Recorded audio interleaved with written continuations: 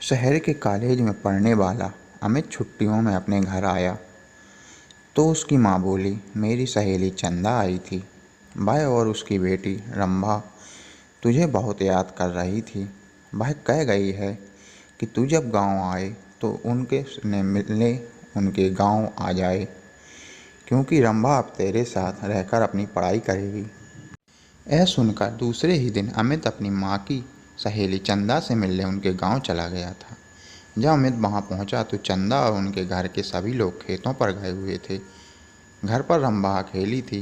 अमित को देखकर वह बहुत खुश हुई। रंभा बेहद खूबसूरत थी। उसने जब शहर में रहकर अपनी पढ़ाई करने की बात कही तो अमित उससे बोला, तुम मेरे साथ रहकर शहर में पढ़ाई करोगी तो वहाँ पर तुम्हें शहरी लड़कियों जैसे कपड़े पहनने होंगे। वहाँ पर यह चुन्नी वुन्नी का फैशन नहीं है। कहकर अमित ने उसकी चुन्नी हटाई तो उसके हाथ रंभा के टकरा गए। उसकी छुअन से अमित के बदन में बिजली के करंट जैसा झटका लगा। ऐसा ही झटका रंभा ने भी महसूस किया था। वह हैरान होकर उसकी ओर देखने लगी तो अमित उससे बोला, यह लंबी चौड़ी सलवार भी वहाँ नहीं चलेगी। वहाँ पर तुम्हें शहर की लड़की की तरह रहना होगा। उनकी तरह लड़कों से दोस्ती करनी होगी। उनके साथ वह सब कुछ करना होगा जो तुम गांव की लड़कियां शादी के बाद अपने पति के साथ करती हो। कहकर वह उसकी ओर देखने लगा तो वह शर्माते हुए बोली, यह सब पाप होता है। अगर तुम इस पाप पुण्य के चक्कर में फंसकर यह सब नहीं कर सकोगी तो अपने इसी गांव में ही चूल्हा चौके के कामों को करते हुए अपनी ज़िंदगी बिता दोगी।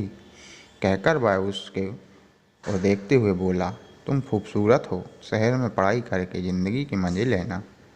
इसके बाद अमित ने उसके नाजुक अंगों को बार बार छूने लगा। उसके हाथों की छुअन से रंभा के तन बदन में बिजली का करंट सा लग रहा था।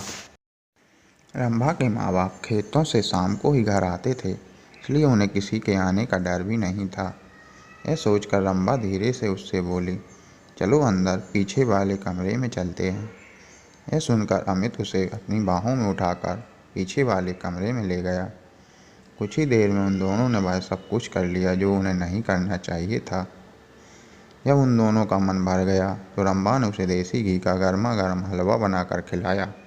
हलवा खाने के बाद अमित आराम करने के लिए सोने लगा।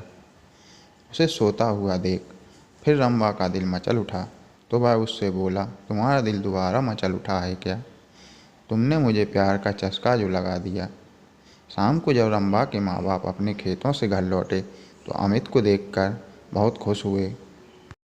रंभा भी उसकी तारीफ करते नहीं थक रही थी। वह अपने माँ बाप से बोली, अब मैं अमित के साथ रहकर ही शहर में अपनी पढ़ाई पूरी करूँगी। यह सुनकर उसके पिताजी बोले, तुम कल ही इसके साथ शहर चली जाओ, वहाँ पर खूब दिल लगाकर पढ़ाई करो। जब तुम कुछ पढ़ लिख जाओगी तो तुम्हें कोई अच्छी सी नौकरी मिल जाएगी, तुम्हारी ज़िंदगी बन जाएगी।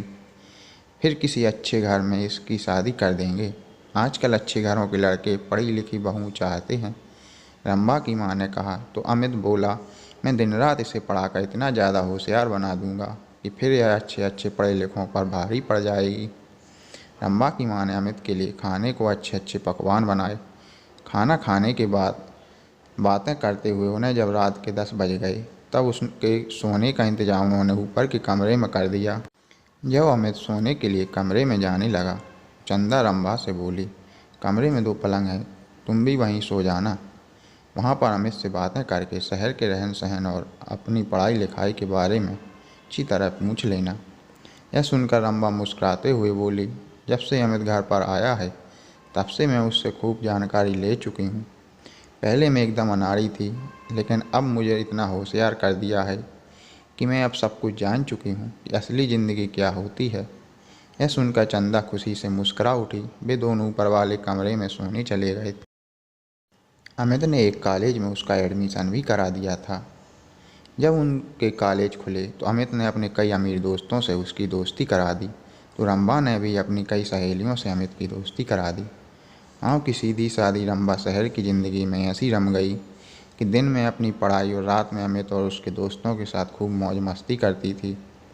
जब रंभा शहर से दूसरी लड़कियों की तरह बन सवर कर एक गांव जाती तब सभी लोग उसे देखकर हैरान रह जाते थे। उसे देखकर उसकी दूसरी सहेलियां भी अपने माँ बाप से उसकी तरह शहर में पढ़ने की जिद करने की शहर में ही पढ़ने लगी थीं। और अमित उस गांव की सहेलियों के साथ मौज मस्ती करने लगा था। उसने रंभा की तरह